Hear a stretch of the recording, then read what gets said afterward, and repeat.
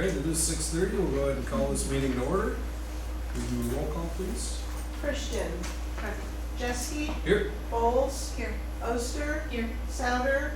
Whittington. Here. Halliday. Thank you. If you would, please join me in the Pledge of Allegiance. I pledge allegiance To the flag of the United States of America and to the republic for which it stands, one nation, under God, indivisible, with liberty and justice for all. Thank you, everyone. Looking for a motion to approve the agenda as presented. I'll make that motion. The amendment in red. Sorry. Sorry, Got it. we've got an item we need to update. Sorry, thank you. Scratch that.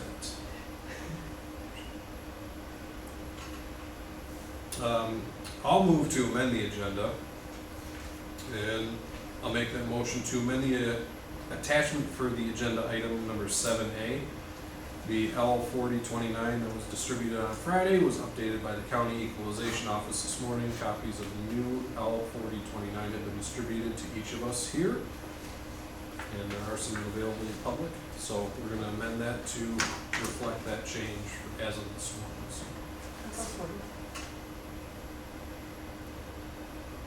So Jeske motion, we'll give the second to Christian since she made the motion.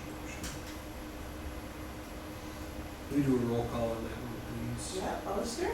Yes. Bowles. Yes. Jeske. Yes. Christian. Yes. Souter. Halliday. Whittington. Yes. Right, motion carries 5-0. Thanks for catching that. Looking for a motion to approve the consent agenda as presented. I'll make the motion. Support. Motion by Christian, supported by Bowles. All those in favor, aye with the raise right hand. Aye. Motion carries 5-0. Student and staff recognition. All right, thank you very much. First off, I would like to just thank all of our bus drivers and our parents and staff for managing the early dismissal call last week when we lost the water pressure here in this building. Our drivers came back on very short notice from other jobs or errands they might have been out running, and all but two were able to get back. We did have to double up a couple of routes. Anytime unplanned dismissals happen, they're definitely a burden on parents and staff because everyone's reacting, but it was pretty remarkable. We were able to get all the children out of here either in cars or on buses and on their way home in 53 minutes, which is pretty darn good. So really thanks to everyone, but especially thanks to our parents for their flexibility and their understanding. Thanks also to George to continue the water theme for identifying the problem, restoring the water. By noon that day we had it running. And very happy that we were able to have school the day after. And finally, last but not least, just a big thank you to all of our retirees. We have 5 this year: Shar Fitzgerald, Derek Boyk, Todd Kleinow, Dana Edwards, and Kelly Jock. Of the bunch we just celebrated with before this meeting in the cafeteria, Todd Kleinow wins the total year's worth record at 35. So it's impressive. The amount of students and lives they've touched in a positive way. We told some stories and had a good time and celebrated their hard work and their dedication to this profession. So thank you from the bottom of my heart, and I know I speak for the admin team and all of their peers and parents and students when we recognize them as they come down the home stretch. That is my student staff recognition. Okay, thanks, man. We have time for public comments. Seeing none, we'll move on to reports. 6A Superintendent report. All right. I'll elaborate a little more on the water break. This building has 2 wells, and both wells are about 100 yards apart, and they're connected by a big Y pipe that then feeds into the building. And when the water pressure was lost, one of the first things they did was check the power and started making sure it wasn't breakers. And they looked outside, didn't see a flood anywhere. Didn't appear there was a pipe break, because normally if there's a break you can see a lot of water. And so then troubleshooting continued, and after about an hour and a half, 2 hours, when we had to make the cancellation decision, but it turned out that it was the well in the woods, and the pipe had broken right at the base of the wellhead. And because it was flooding in the woods, it was running out and right down the rain drain that was beside the driveway, so the water was never building up anywhere. So fortunately, after double checking, and George walked over to one pipe and put his hand on it, could feel the pump running, but again, no water in the building. And he went and checked the other one, and that's when it became obvious. So that pipe has not been repaired. We are running on the one well, which is totally fine. The system is designed to run one well, and then it alternates and runs the other. And both are sufficient to service the building. One is basically a redundant backup. So here in a couple of weeks, I'm sure on the agenda you'll see a repair for that leaking pipe. But until then, that well's shut off and we're operating on the other. So happy that was that quick. Speaking of quick work, roofing work at Collins is complete. The company finished ahead of schedule, which is always nice when we're working with contractors. So nice to see that building is now completely re-roofed. Leanne and I and the admin team are doing budget work. This is the time of year that budget work seems to dominate every day. We're looking at all things like enrollment projections, staffing projections, looking at recommendations and projections coming out of Lansing. And we are committed, as we do and as we aim for every year, to bringing to the board in June a budget that maintains our financial stability.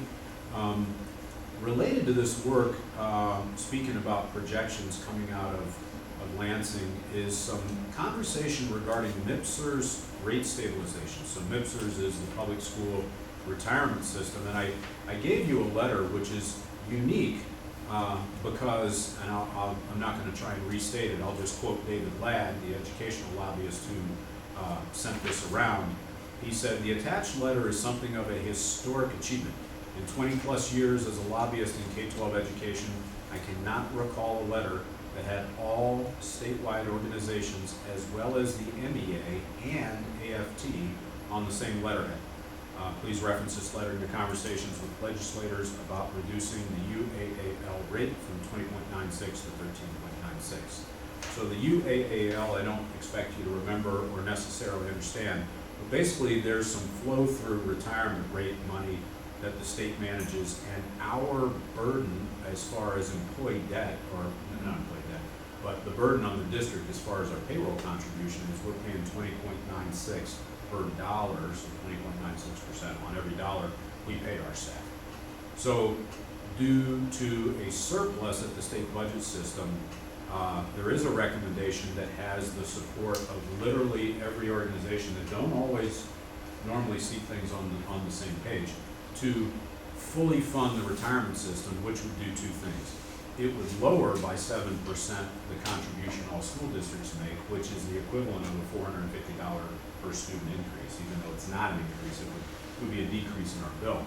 But it also would help every single public school employee, because right now every public school employee in the state pays 3% into the retirement rate stabilization. So for folks who are already retired, the system has been woefully underfunded. And so current employees, under a law that was passed, I think it was 2016, 18, right around there, we have been contributing 3% of every dollar we make to stabilize the retirement system. So this measure here, and the details are in the letter, would remove that 3% from every employee, and also remove a significant contribution coming out of our HR office and our business office. So it'd be a super big windfall. I actually sent this to Chauncey because he was going down and meeting with lobbyists and meeting with legislators in Lansing. So as soon as I got it, I gave it to him because I knew he had some folks he was meeting with and playing golf with. So he promised me he would bring this up during a golf match. All right, well, that's good enough for me.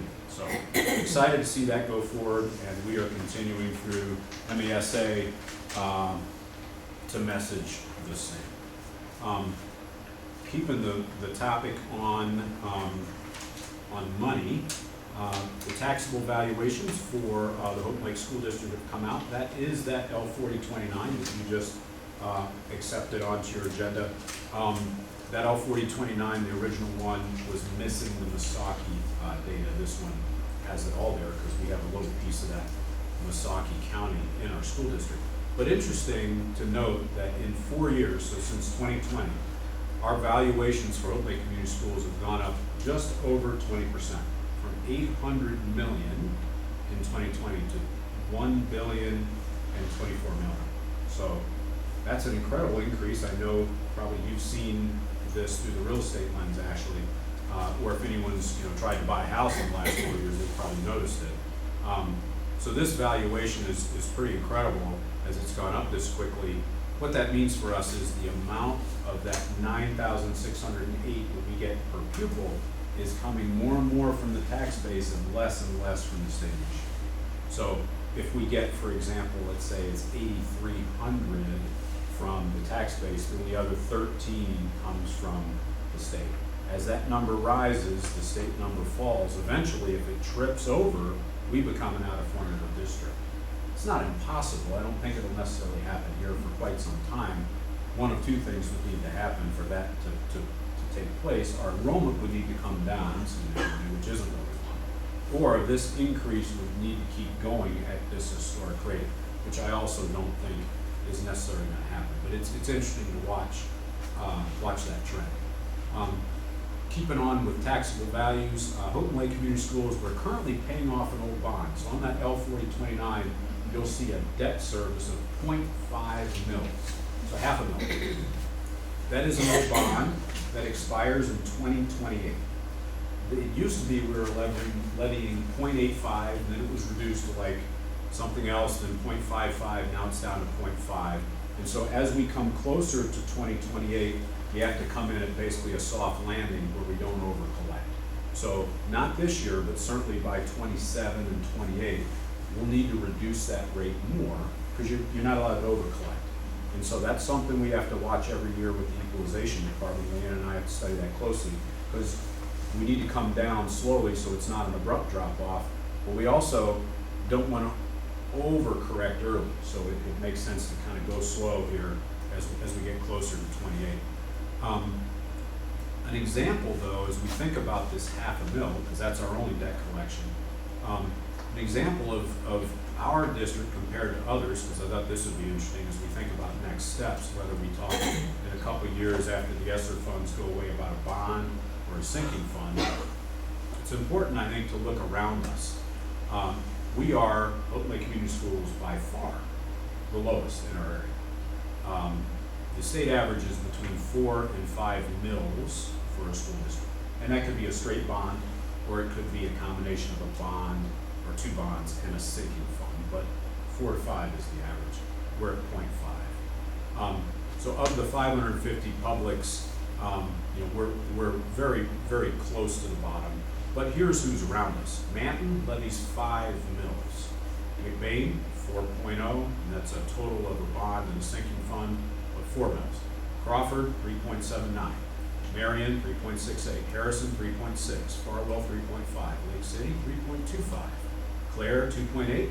Beaverton, 2.75. West Branch, 2.34. Roscommon, 1.96. Gladwin, 1.45. Mayo, Osable, and Fairview are at 1, and we're half of that at 0.5. I went through that exercise not because I really care necessarily what they're doing, but I wanted to kind of out there, just first of all on the video, but also something we can think about, because there are times where I hear, somebody say, well, gosh, that parking lot's still pretty rough, or, why haven't we done this yet? Well, folks, here's why. So if we were levying 5 mils, so 10 times what we're levying, like Manton is 5, we're at 0.5, believing that we'd have a new parking lot. So these are just realities, right? I'm not saying it's a problem, but what I'm saying is we think about the ability to levy something in the future. This is an interesting data point that I will continue talking about as we move down the road. Not something for today necessarily, but once we do have a ballot initiative, it'll be important, to show what the need is, and I think it's pretty easy to demonstrate. Bargaining work with our teachers is taking place. Had a couple meetings with the HLEA. We're working collaboratively. I want to thank Jenny for all of her work on making some necessary changes with the evaluation process. These are taking place as a result of legal changes, so we're incorporating some new language and working with the admin team on that. I appreciate their feedback. And excited to announce that Darian Ellison at Collins Elementary has been selected as one of the elementary school teachers in the state who will be hosting salmon. So her and her class next year, I think it's in November, will receive 150, I think they're called fry. I'm not a biologist, am I right? Does anybody know? Is it fry? I think it's fry. So teeny little fish in the other. The salmon are gonna hatch. Do you know, Cheryl? Is it fry? Okay, let's go with it. All right.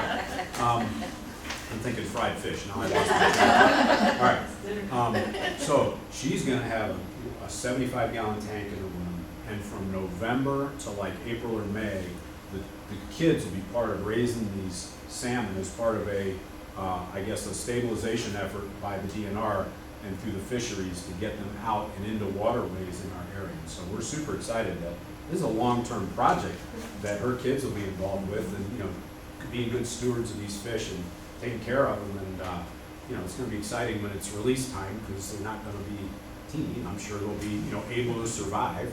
And so I'm not 100% sure that a 75-gallon tank's going to do it, but we'll see.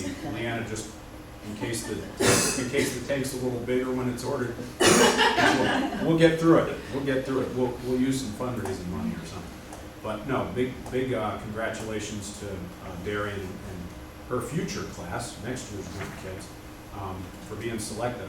I'm excited to watch this partnership with Houghton Lake Schools and the DNR take place. So that is my update. Fifth. Right, thank you, Ben. 6B, finance report. Yes, the finance report, we really didn't have any changes from last month to this month. The only thing again is the security as we're spending those dollars, so those are the only changes. Right, any questions on the finance report? Okay, hearing none, we'll move on.